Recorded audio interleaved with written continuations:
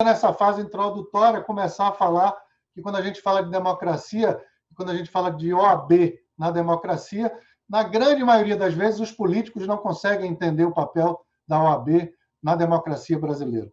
Porque toda vez que a gente se posiciona, nós, em regra, buscando o equilíbrio, nos posicionamos contra propostas políticas e não contra as pessoas. Mas, como nós vivemos em muitos lugares e no nosso país uma polarização, nesta polaridade eles esperam que nós sejamos a favor e contra governos de pessoas, mas nós não somos.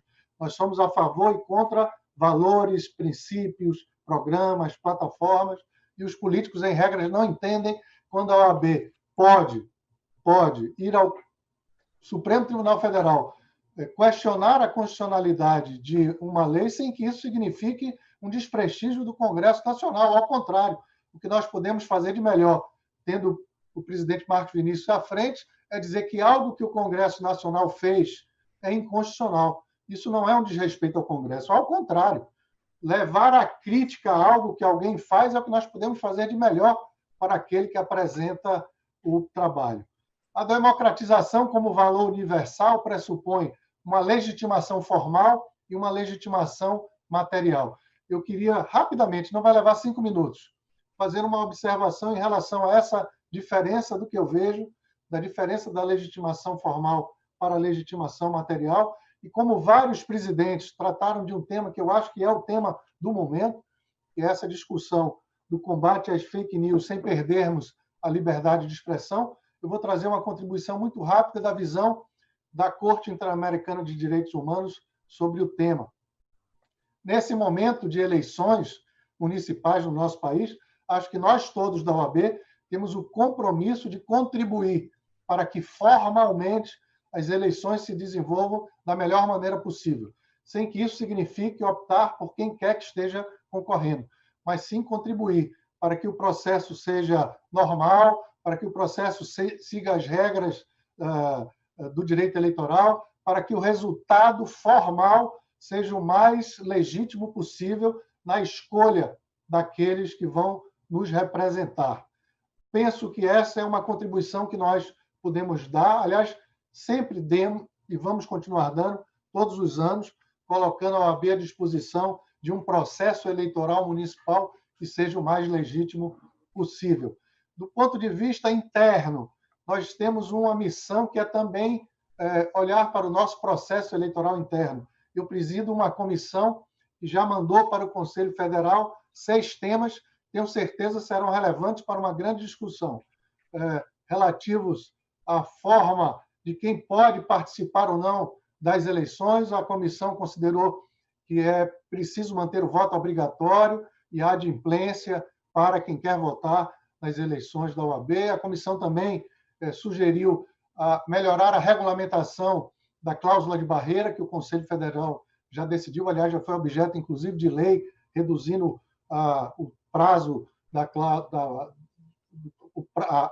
o tempo de inscrição na OAB para participação na eleição. A comissão sugeriu ao Conselho Federal que admita o voto eletrônico nas nossas eleições, utilizando-se das tecnologias para melhorar, ampliar a participação. A comissão recomendou a aprovação da paridade de gênero com a inclusão das mulheres em 50% dos cargos da OAB. Esse é um tema fundamental. Certamente, o Conselho Federal, com o Colégio de Presidentes, saberá dar o melhor tratamento. E recomendamos restringir a reeleição para os cargos de direção para uma única reeleição, fazendo uma limitação da continuidade nos cargos de direção. E creio que são essas as contribuições que a comissão já fez.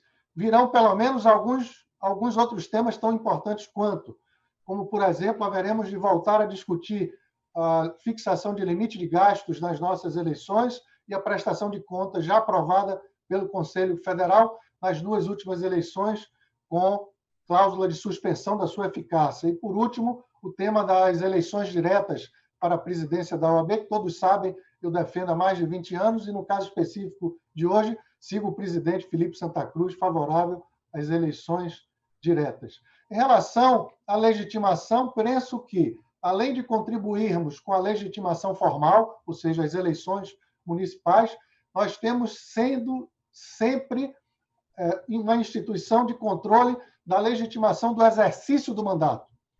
E se nós tomarmos, doutor Nabor Bulhões, a garantia e eficácia dos direitos fundamentais como um conteúdo mínimo de uma democracia liberal, nós temos feito isso através do controle da constitucionalidade, do controle da convencionalidade. No exercício do mandato do Legislativo, temos feito isso em relação aos presidentes da República que solicitamos o impeachment. Já passou da hora do Conselho Federal examinar as propostas que foram feitas acerca do pedido de impeachment por crime de responsabilidade do atual presidente. E, finalmente, o tema que foi o mais tocado por vários presidentes em relação do combate às fake news, mantida a liberdade de expressão. Acho que vale a pena voltar a pensar o paradoxo da tolerância que foi suscitado por Karl Popper no livro Sociedade Aberta. Popper considera que as democracias não podem tolerar a intolerância, porque se a tolerância tolera a intolerância, vai acabar sendo destruída pela intolerância. O que recebeu uma contraposição nada mais nada menos do que John Rawls em The Theory of Justice, a teoria da justiça, que diz, ao qual eu me filio, que nas democracias a intolerância tem que ser tolerada, mas tem limite. E os dois dizem que tem limite para tolerar a intolerância, que é quando a intolerância marcha contra a própria democracia, porque, do contrário, a democracia permitiria que os intolerantes a destruíssem. É mais ou menos o que está acontecendo nessa discussão sobre as fake news. As fake news merecem ter limites.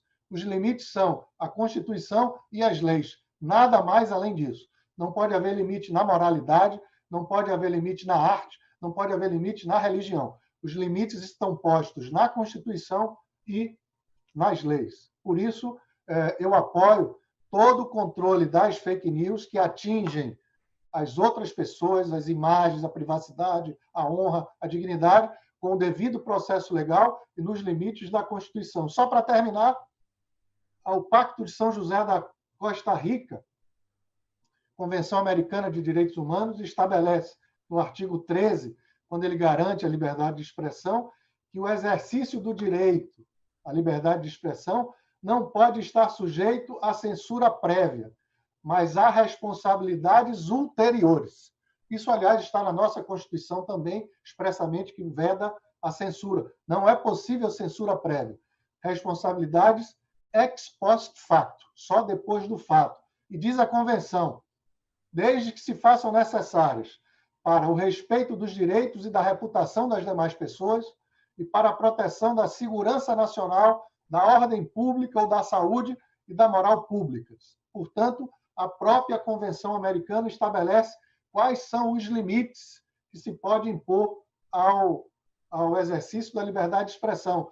E diz, finalmente, no inciso 3 do artigo 13, não se pode restringir o direito de expressão por vias e meios indiretos, tais como o abuso de controles oficiais ou particulares, de papel da imprensa, de frequências radioelétricas ou de equipamentos e aparelhos usados na difusão da informação, nem por quaisquer outros meios destinados a obstar a comunicação e a circulação de ideias e de opiniões. É esta a questão que está posta hoje no Brasil. Devemos, sim, limitar as fake news, mas não é possível, senão nos limites fixados na nossa Constituição e na Convenção Americana de Direitos Humanos, já internalizada pelo Brasil após a emenda constitucional de 45, como bem falou o doutor Nabor Bulhões. Só para não perder a oportunidade, a Corte Interamericana de Direitos Humanos, sem tratar diretamente de fake news, mas já tratou expressamente dos limites à liberdade de expressão, pelo menos em Olmedo Bustos versus Chile, Ifcher Bronstein versus Peru, Ricardo Canese versus Paraguai, Fontevecchia versus Argentina, Uzon Ramírez versus Venezuela, Tristan versus o Panamá. Portanto, a jurisprudência da nossa Corte Interamericana de Direitos Humanos, ao lado da melhor jurisprudência do Supremo Tribunal Federal pode nos dar o caminho seguro para a solução desses conflitos que envolvem as fake news e a liberdade de expressão. Para terminar, eu penso que nós todos hoje, nesse momento de pandemia, e, aliás, nos preparando para sair dela, temos que estar utilizando as tecnologias. As tecnologias não são neutras. As tecnologias pertencem a empresas que querem ganhar dinheiro. Mas nós, da advocacia da OAB, poderemos sim utilizar as tecnologias da melhor forma possível para ampliar a inclusão de advogados e advogadas na advocacia e não para excluí-los. Por isso, devemos manter essa posição firme de crítica ao judiciário quando se utiliza das tecnologias para impedir o acesso dos jurisdicionados, dos advogados e das advogadas. Esta é a posição que defendo. Por fim, e por fim mesmo, eu que comecei falando de Bobbio, vou terminar falando de Bobbio. Bobbio, num determinado momento, doutor Bulhões, diz, quando a Itália está saindo do fascismo, que mudar os políticos apenas não resolve o problema. Diz Bobbio, era preciso mudar o lugar da política. Mudar os políticos apenas não resolve, diz Bobbio. Década de 40 para 50 do século passado. Era preciso mudar o lugar da política. Nós estamos vivendo isso. Mudar os políticos apenas não resolve. É preciso mudar o lugar da política para que a política chegue cada vez mais aos cidadãos e cidadãs brasileiros para que possam emitir seu juízo de valor, aquilo que preferem, sem indevidas manipulações. Esta é a questão da contemporaneidade com a política que vem sendo feita através das redes sociais e da internet. Mudar, sim, o lugar da política, mas sem manipulações indevidas. Espero que eu tenha trazido um pouco de contribuição para as nossas reflexões. Espero que nós todos tenhamos levado aos advogados e advogadas as nossas reflexões, as nossas contribuições.